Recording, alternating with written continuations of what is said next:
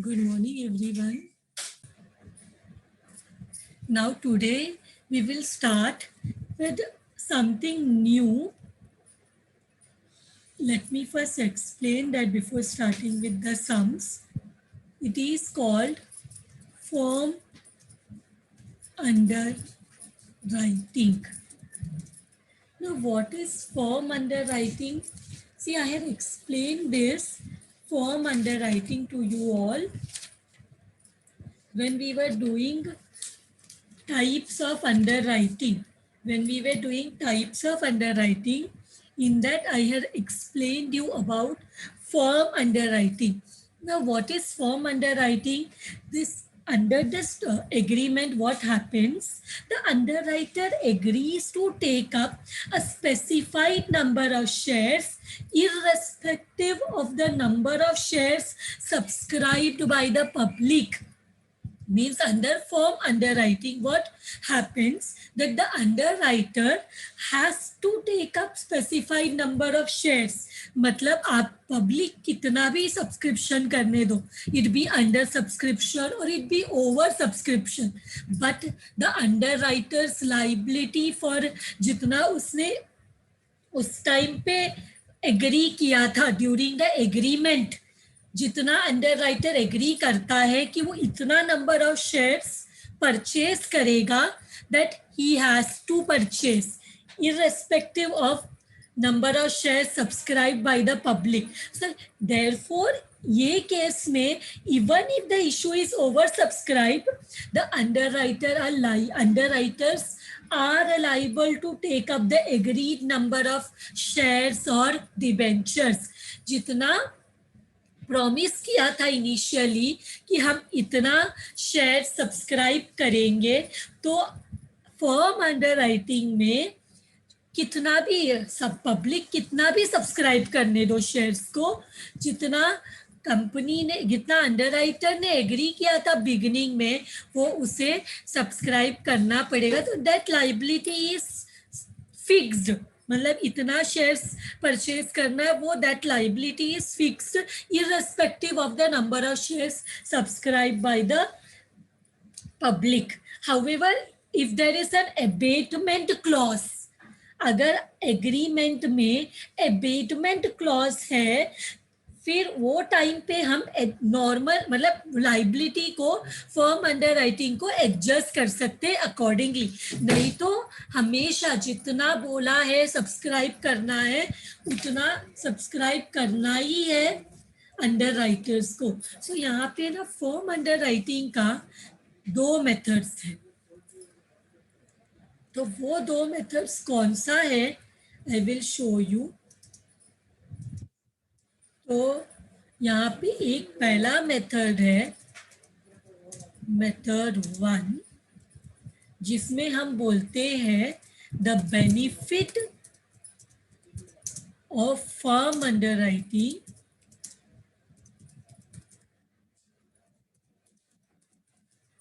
is not given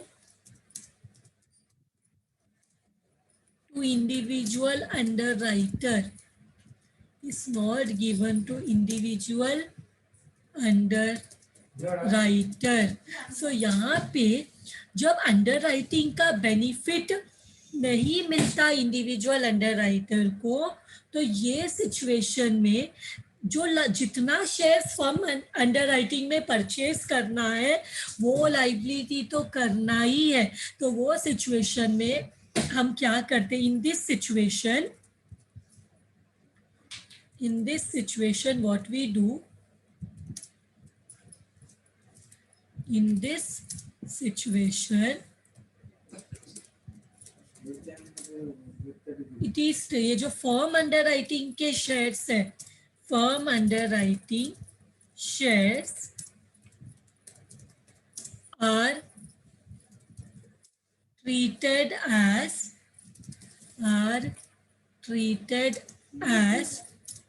unmarked application. इसको क्या treat करते, फर्म अंडरराइटिंग का जो भी हमारा फर्म अंडरराइटिंग का जितना भी शेयर्स होगा उसको हम अनमार्क्ड ट्रीट करते हैं, उसको हम क्या ट्रीट करते हैं, अनमार्क्ड एप्लीकेशन ट्रीट करते हैं और उसको डिवाइड करते हैं, divide form underwriting in ratio of gross liability, ratio of gross liability। ये कब है, अगर मेथड 1 में अगर benefit of underwriting is not given to individual underwriter, this mention will be there in the question. अगर benefit नहीं मिल रहा, देखो फर्म अंडरराइटिंग मतलब क्या, irrespective of number of shares subscribed by public, underwriter has to purchase the number of shares agreed in the beginning during signing the agreement। तो irrespective of number of shares subscribed by public, इतना shares खरीदना ही पड़ता है underwriters को, that is firm underwriting। तो जब भी बेनिफिट इसका बेनिफिट इंडिविजुअल अंडरराइटर को नहीं मिल रहा, not given to, firm underwriting का बेनिफिट नहीं मिल रहा अंडरराइटर्स को, तो हम इसको फर्म अंडरराइटिंग को अनमार्क्ड एप्लीकेशन ट्रीट करते हैं। सो हम लोग क्या करेंगे, सॉरी ग्रॉस लाइबिलिटी, यहाँ पे मैंने देखो ग्रॉस नहीं लिखा, in the ratio of gross liability, 2 bar ratio लिख दिया, in the ratio of gross liability. तो वो सिचुएशन में हम फर्म अंडरराइटिंग को कौन से रेशियो में डिवाइड करते हैं, ग्रॉस लाइबिलिटी के रेशियो में, जैसे हम अनमार्क्ड एप्लीकेशंस को करते हैं, जैसे हम अनमार्क्ड एप्लीकेशंस को करते हैं। और इसको हम क्या करते हैं, एंड में we add the firm underwriting at the end। End में क्या करेंगे, फर्म अंडरराइटिंग को ऐड करेंगे, फर्म अंडरराइटिंग को ऐड करेंगे। हम पहले अनमार्क्ड एप्लीकेशंस को लेस करते हैं, तो बाद अनमार्क्ड एप्लीकेशंस को लेस किया, लेकिन फर्म अंडरराइटिंग मतलब क्या कि तो अगर आपने जितना बोला है आपका ग्रॉस लाइबिलिटी है, आपने उतना शेयर्स भले सेल कर भी दिया है पब्लिक को, फिर भी आपको फर्म अंडरराइटिंग का शेयर्स खरीदना पड़ेगा। This becomes a obligation on the underwriter कि आपको irrespective of number of share sold by you, आपने जितना बिगिनिंग में प्रॉमिस किया था वो आपको खुद से परचेज करना ही पड़ेगा। So this is the first method. Now let us see the second method. Second method देखते हैं, method second, ये क्या है, ये है the benefit of firm underwriting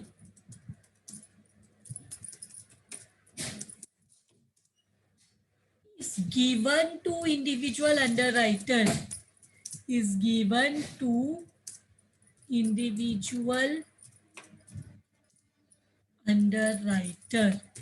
तो ये इस गिवन है, ऊपर वाला बेनिफिट नहीं मिल रहा था, इसमें गिवन टू इंडिविजुअल अंडरराइटर है, बेनिफिट मिल रहा है।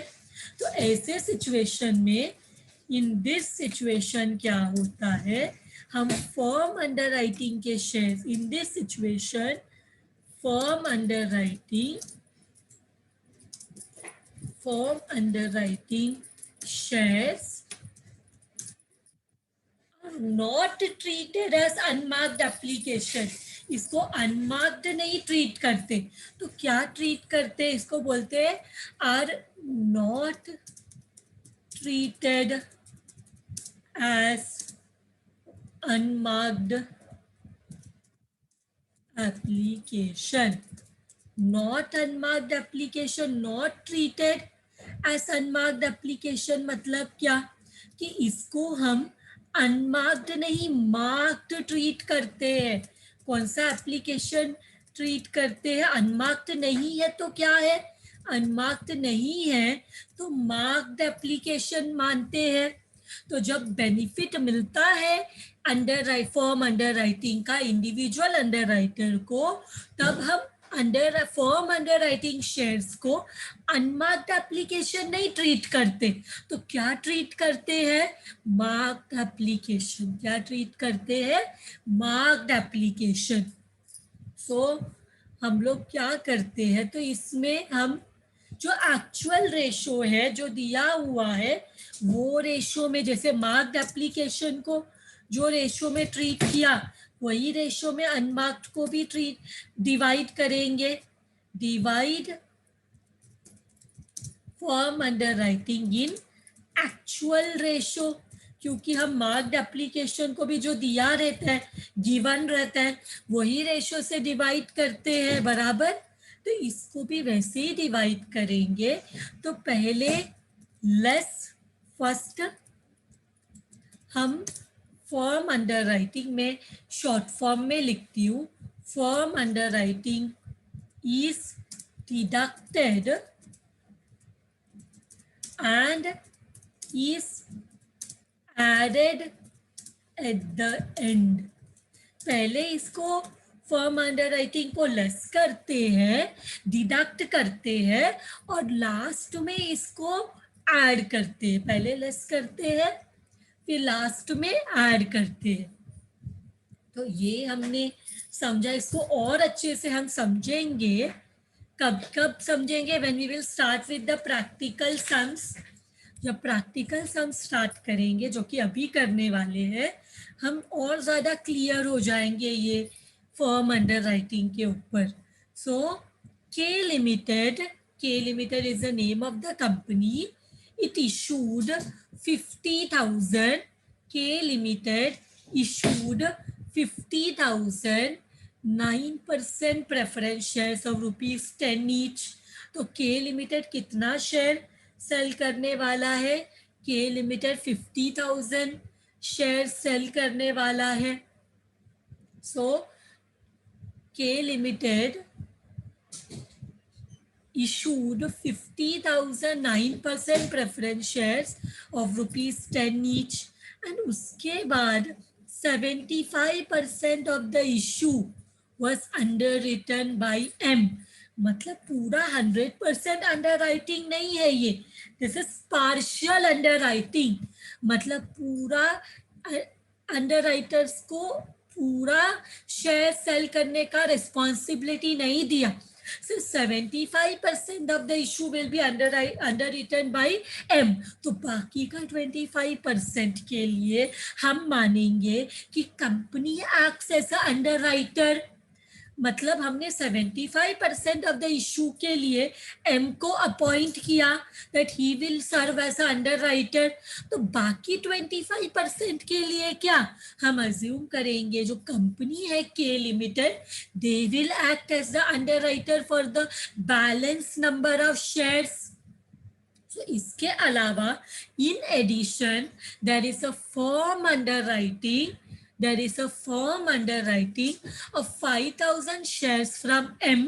तो फॉर्म अंडरराइटिंग मतलब इतना नंबर ऑफ शेयर्स M को खरीदना ही पड़ेगा, इतना नंबर ऑफ शेयर्स M को खरीदना पड़ेगा, क्योंकि form underwriting means it becomes a obligation on the underwriter to purchase that number of shares irrespective of the number of shares subscribed by public कितना भी शेयर सब्सक्राइब करने दो, form underwriting अगर है तो अंडरराइटर को उतना शेयर्स खरीदना ही पड़ता है।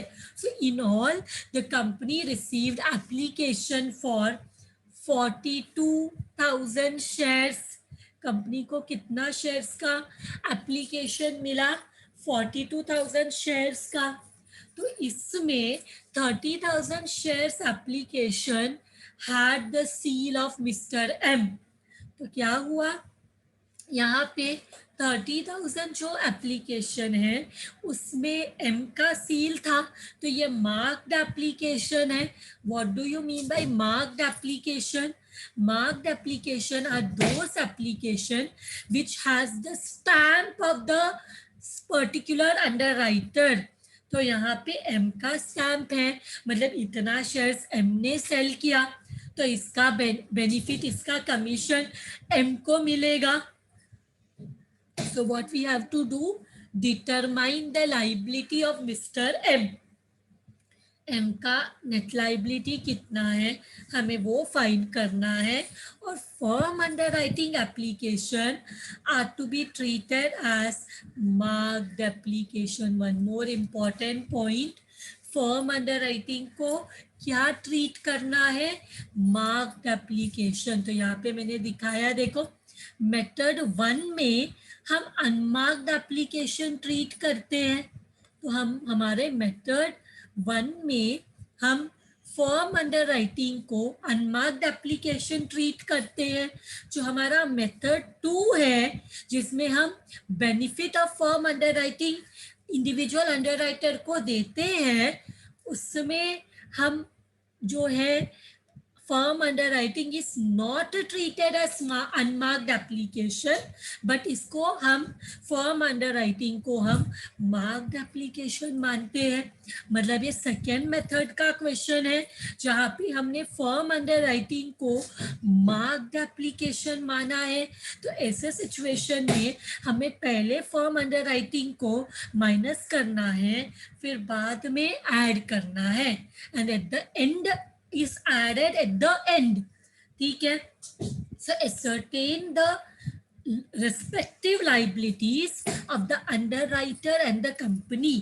तो हमें यहाँ पे बताना है कि इंडिविजुअल लाइबिलिटी अंडरराइटर का कितना है और कंपनी का कितना है। हमें ये फाइंड आउट करना है कि कंपनी का कितना लाइबिलिटी है और अंडरराइटर का कितना लाइबिलिटी है। So what we will do, we will write liability of underwriter and company। दोनों पूछा है ना, अंडरराइटर का भी पूछा है एंड कंपनी का भी लाइबिलिटी पूछा है। Liability of underwriter and company. So let's insert the column. तो पहला हमें पर्टिकुलर के लिए चाहिए, बेसिस के लिए चाहिए। M is the underwriter, K is the name of the company, K limited, और टोटल का कॉलम भी बना लेते हैं। So particular, let us start with the sum. particulars, then we have basis, then we have M is the underwriter, and K limited, name of the company K limited, and यहाँ पे total। ठीक है, तो हमने यहाँ क्या कर लिया, हमें ये पता है अंडरराइटर का क्या लाइबिलिटी है वो फाइंड आउट करना है, एंड कंपनी का क्या लाइबिलिटी है वो भी फाइंड आउट करना है। So let us go to the question now। सबसे पहले हमें ग्रॉस लाइबिलिटी चाहिए। ग्रॉस लाइबिलिटी में कितना नंबर ऑफ शेयर्स है, total, total there is 50,000, total there is 50,000 number of shares, total 50,000 number of shares है। तो उसमें 75% of the issue was underwritten by M. तो फाइंड आउट करो, find out करो M का कितना रहेगा। मतलब ये ऐसे रहेगा 75% इज टू 25%। 75% ऑफ 50,000 जो है वो एम को मिलेगा विच इज 37,500, और जो 25% है वो कंपनी के ऊपर लाइबिलिटी आएगा, और टोटल है 50,000। क्वेश्चन में बोला देखो 75% of the issue was underwritten by M. So उसके हिसाब से एम को कितना करना पड़ेगा, एम को 75% means how much, 75% of 50,000 means M has to sell 37,500 shares, and the company who is the underwriter for the balance issue has to sell 12,500 number of shares। So इसके बाद हम क्या करेंगे, इसके बाद हम लेस करेंगे मार्क्ड एप्लीकेशन। लेस करेंगे मार्क्ड एप्लीकेशन। मार्क्ड एप्लीकेशन दिया हुआ है कितना, 30,000। और कंपनी का सील कितने में है वो तो दिया ही नहीं है। मतलब जो मार्क्ड एप्लीकेशन है वो एम का सील के साथ है। See here, in all the company received application for 42,000 shares. 42,000 shares के लिए एप्लीकेशन मिला, जिसमें से 42,000 शेयर्स में से 30,000 जो शेयर्स है उसमें एम का सील है। तो हमें ये नहीं बताया कंपनी का सील कितने में। तो कंपनी का सील जब तक मार्क्ड एप्लीकेशन बताएंगे नहीं, we can not directly blindly से। सो ये 30,000 है टोटल। टोटल मार्क्ड एप्लीकेशन 30,000 है और मार्क्ड में सिर्फ एम का साइन है, कंपनी का साइन नहीं है। तो हमें क्या मिल जाएगा, बैलेंस मिल जाएगा। बैलेंस कितना हो जाएगा, इधर 7,500 और इधर कितना हो जाएगा 12,500।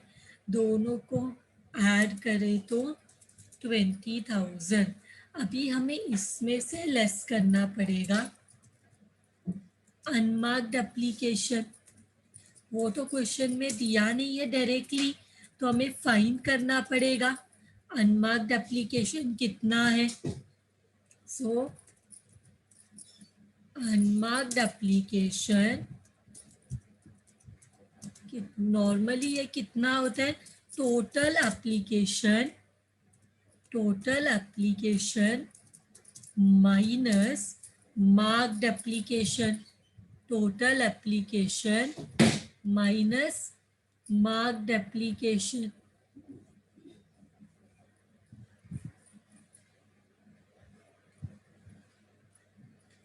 Total application minus marked application.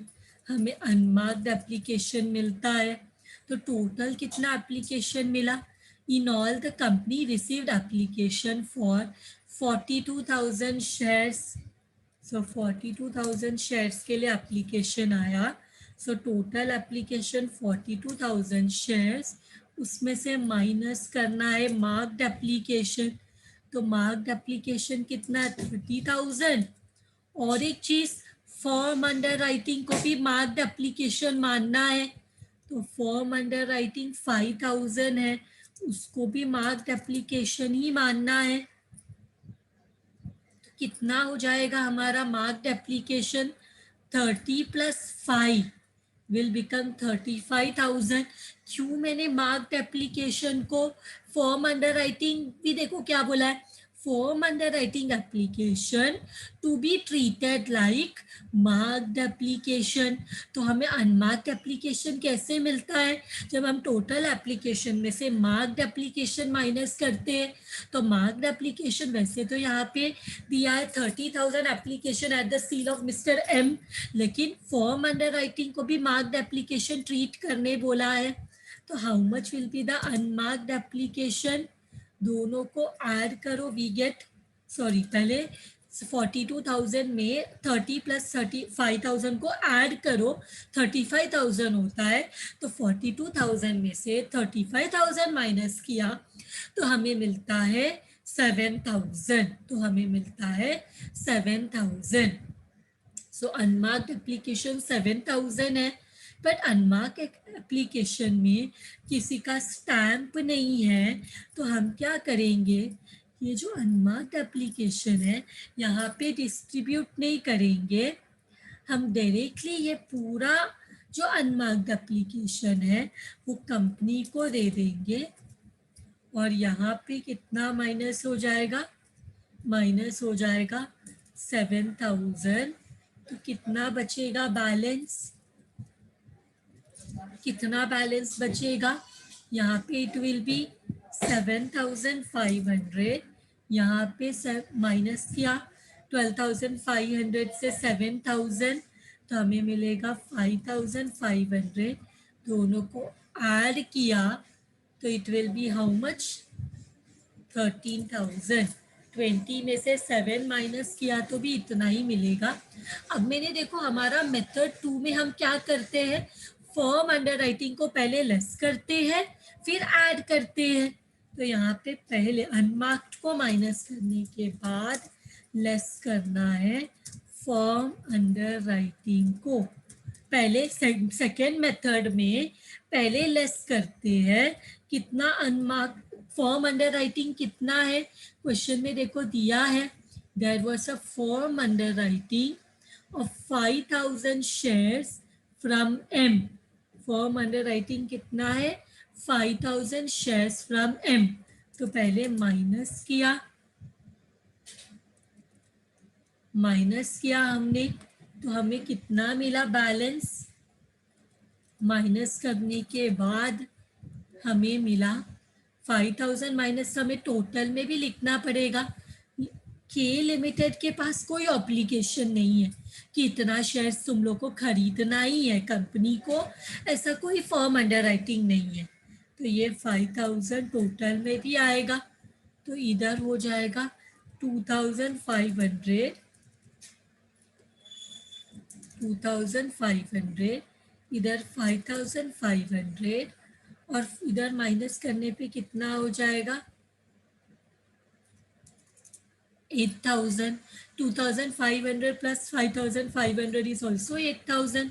अब हमारा लास्ट स्टेप हम क्या कर, मैंने क्या बताया था इन द सेकेंड मेथड, हम पहले जब हम मार्क्ड एप्लीकेशन ट्रीट करते हैं फॉर्म अंडर राइटिंग को तो पहले लेस करते हैं, फॉर्म अंडर राइटिंग को पहले डिडक्ट करते हैं फिर ऐड करते हैं।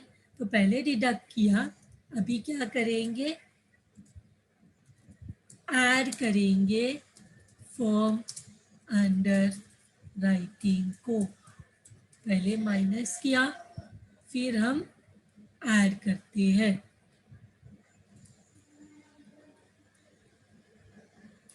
तो यहाँ पे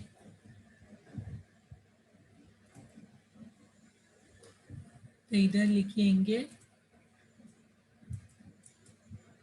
तो यहाँ पे कितना है ऐड करने के लिए 5,000,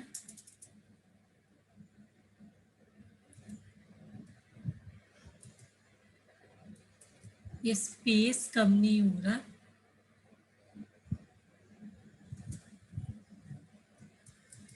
नहीं हो रहा कम, तो पहले लेस करते हैं फिर ऐड करते हैं, बराबर।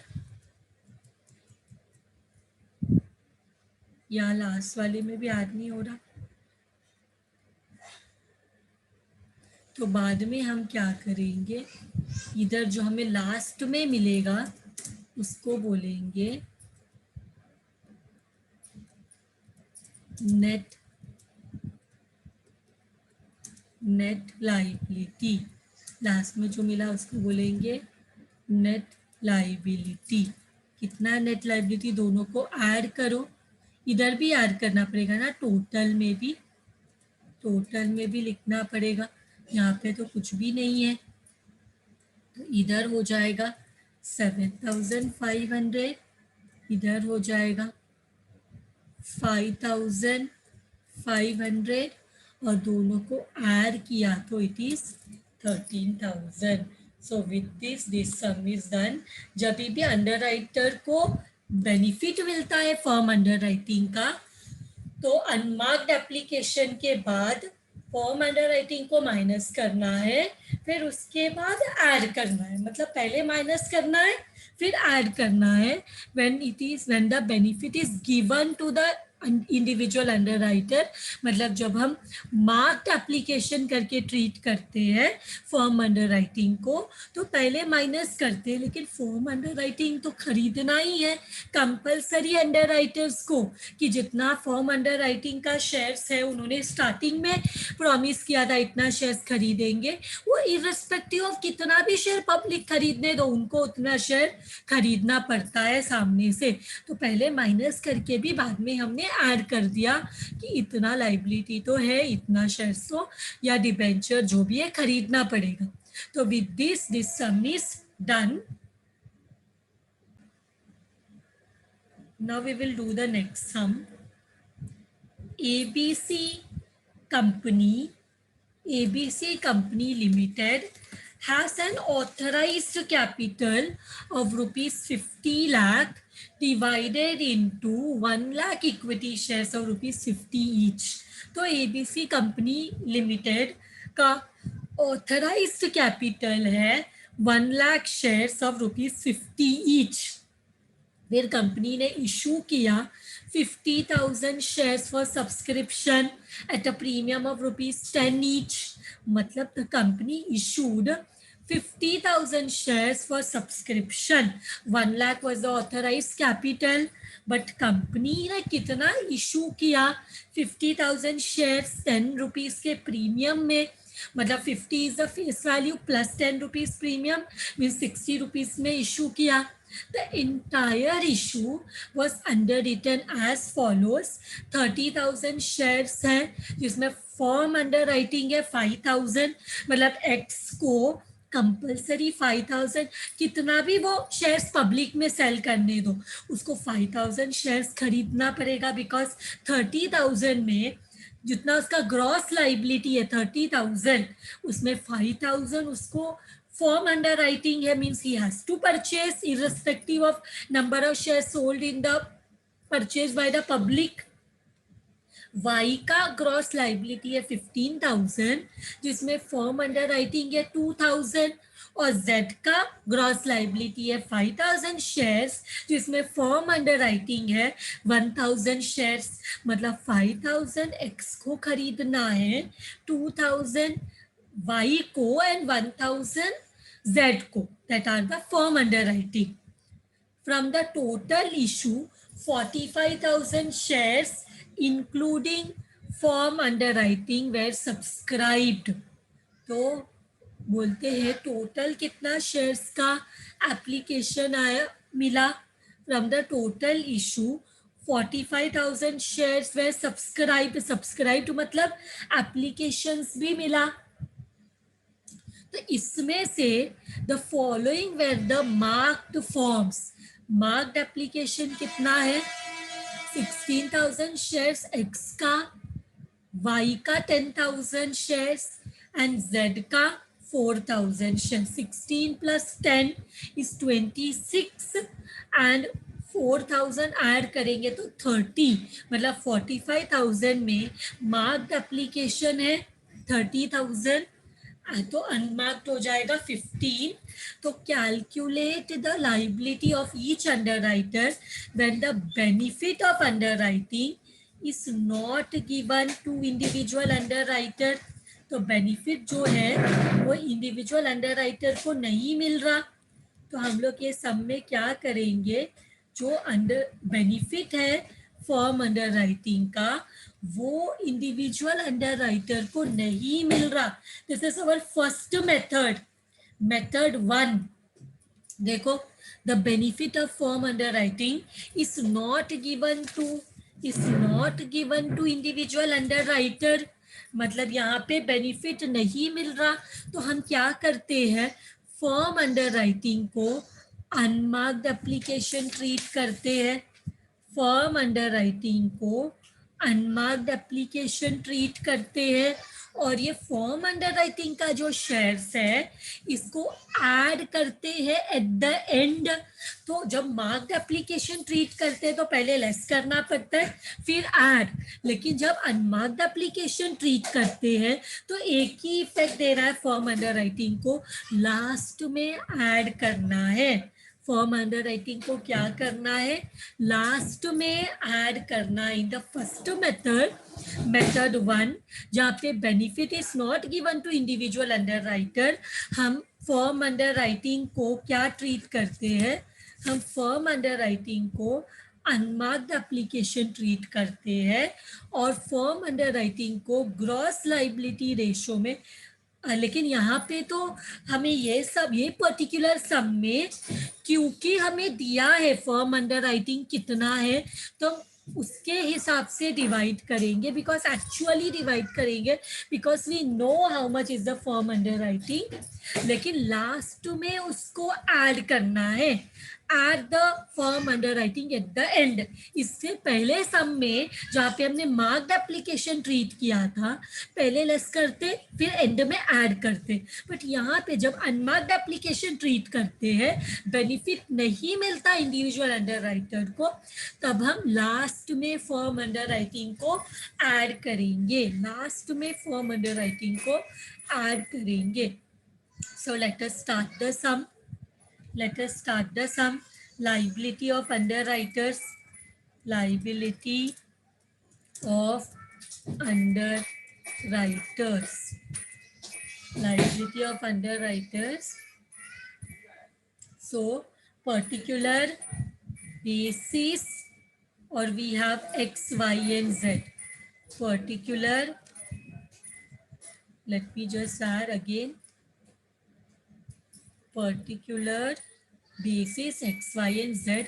टोटल का कॉलम चाहिए, टोटल का column. So it is up to us, अभी टोटल का कॉलम चाहिए क्या नहीं। सो यहाँ पे I am adjusting the basis column. तो पर्टिकुलर्स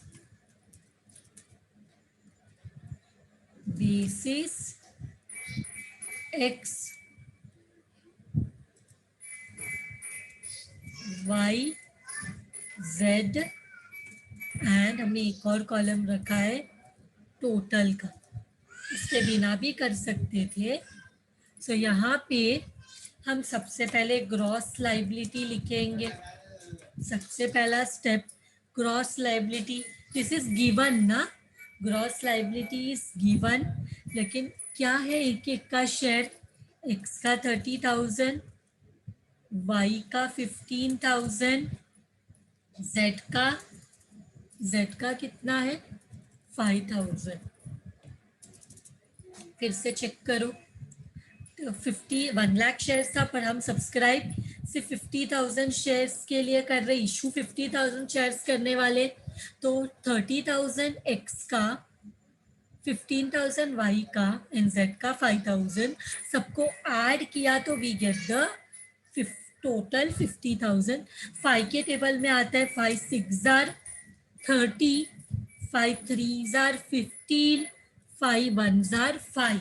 तो यहाँ पे कॉमन है 3 0, वो कम करेंगे तो क्या बचेगा 30, 15 और 5, तो तीनों 5 के टेबल में आता है। 5 6 आर 30, 5 3 आर 15 एंड 5 1 आर 5। सो हमें ग्रॉस लाइबिलिटी मिल गया।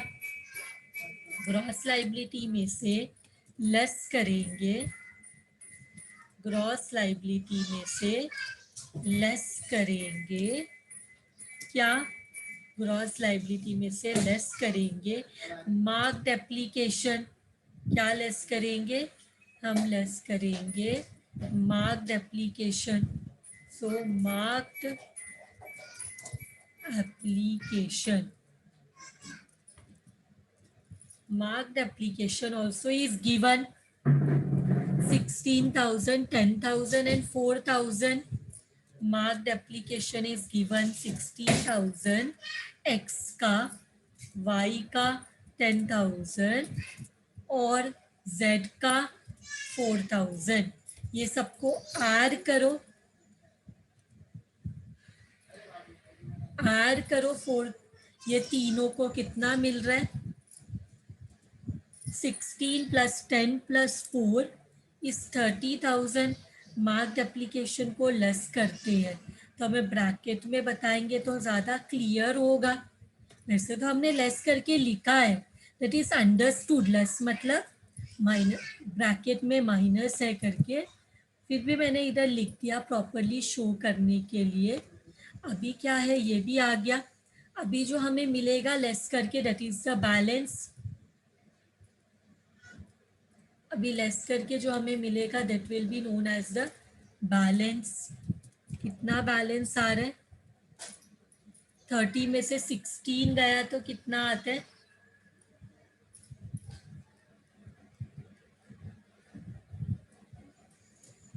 30 में से 16 गया तो कितना आता है 14,000। 15 में से 10 गया तो 5,000। 5 में से 4 गया तो 1000, ये सबको ऐड करेंगे, ये तीनों को ऐड करेंगे तो भी 20,000 मिलेगा। 50,000 में से 30,000 माइनस किया तो भी 20,000 मिलेगा। तो अभी हमें क्या है, बैलेंस मिल गया। बैलेंस कैसे मिला हमें, ग्रॉस लाइबिलिटी से मार्क्ड एप्लीकेशन माइनस किया।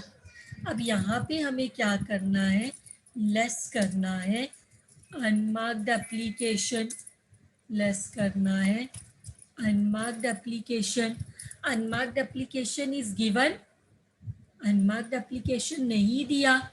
45,000 was the total application, 45,000 was the total application. So 45,000, तो अनमार्क्ड एप्लीकेशन कैसे मिलेगा, unmarked application is equal to total application minus marked application. So हमारा टोटल एप्लीकेशन है, हमारा टोटल एप्लीकेशन है, 1 minute, total application है 45,000, उसमें से माइनस करेंगे 30,000 तो हमें अनमार्क्ड एप्लीकेशन मिलेगा 15,000। सो अनमार्क्ड एप्लीकेशन टोटल का पता है 15,000 लेस करना है, बट कौन से रेशियो में अनमार्क्ड एप्लीकेशन को लेस करो, मैंने मेथड 1 में बताया था। मेथड 1 में हम कैसे डिवाइड करेंगे, ये तो है फॉर्म अंडर राइटिंग का, फॉर्म अंडर राइटिंग तो दिया हुआ है, but when nothing is given firm underwriting is unmarked application ना, firm underwriting is also, यहाँ पे हम उसको अंडर अनमार्क्ड एप्लीकेशन ही ट्रीट कर रहे हैं, फॉर्म अंडर राइटिंग को भी। तो नॉर्मली हम कौन से रेशियो से डिवाइड करेंगे, ग्रॉस लाइबिलिटी है ना 2:3:1, तो ये रेशियो में हम 15,000 को डिवाइड करेंगे। 15,000 को ये रेशियो में डिवाइड करो, 15,000 इंटू 6 + 3 + 1 इज 10, तो 6/10 करो, 15,000 इंटू 6/10 हमें 9,000 आया। 15,000 इंटू 3/10 करो, हमें 4,500 आया। 15,000 इंटू 1/10 करो, हमें 1,500 आया। अब इसके बाद हमें फिर से है ना बैलेंस मिलेगा, हमें फिर से जो मिलेगा वो बैलेंस है, कितना मिल रहा है, 14,000 में से 9,000 गया, 6,000, यहाँ पे मिल रहा है 500, यहाँ पे मिल रहा है how much, -500, because negative is more, negative is more, तो ये दोनों को, ये तीनों को ऐड करेंगे तो 6,500 माइनस 500, एक मिनट, ये बराबर है क्या, 6,000 आते हैं, 14,000 माइनस 9,000 इज 5,000 ना, 14,000 माइनस 9,000 इज 5,000, तो आंसर बराबर मिलेगा 5,000। 20 में से 15 माइनस किया तो भी 5,000, 5,000 प्लस 500 इज 5,500 माइनस 500 इज 5,000। सभी एक का क्रेडिट है तो वो क्रेडिट को एडजस्ट करना पड़ेगा ना, क्रेडिट एडजस्टेड, क्रेडिट एडजस्टेड, कौन सा रेशो, थर्ड वन का नेगेटिव है तो नेगेटिव को छोड़ो, यहाँ पे नेगेटिव को एडजस्ट करना है, तो जो z है हमारे पास उसका नेगेटिव है तो उसको छोड़ के वो क्रेडिट बाकी दोनों में एडजस्ट करना है, तो 500 इंटू 6/9 करो, 500 इंटू 6/9 मुझे 333 मिल रहा है, 5,000 इंटू 3/9 1666 मिल रहा है, बराबर। और यहाँ पे I will write 500, plus minus automatically 0 आ जाएगा, बराबर। इसके बाद क्या करना है, हमें ये मिल जाएगा इधर 5000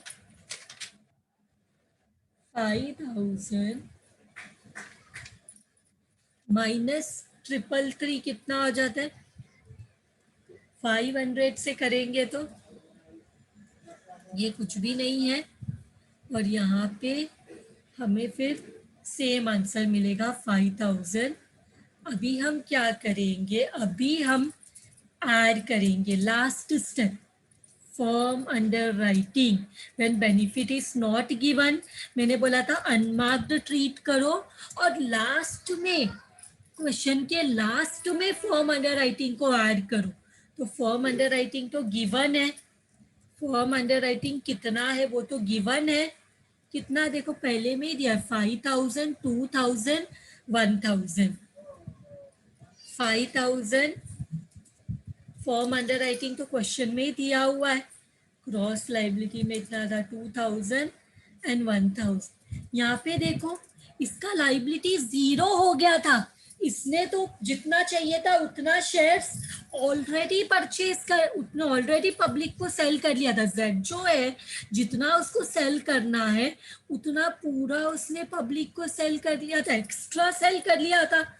उसके बाद भी जितना उसने फॉर्म अंडर राइटिंग के लिए जितना उसने प्रॉमिस किया था उतना तो उसको सेल करना ही है, उतना तो उसको खरीदना ही है, he has to self purchase.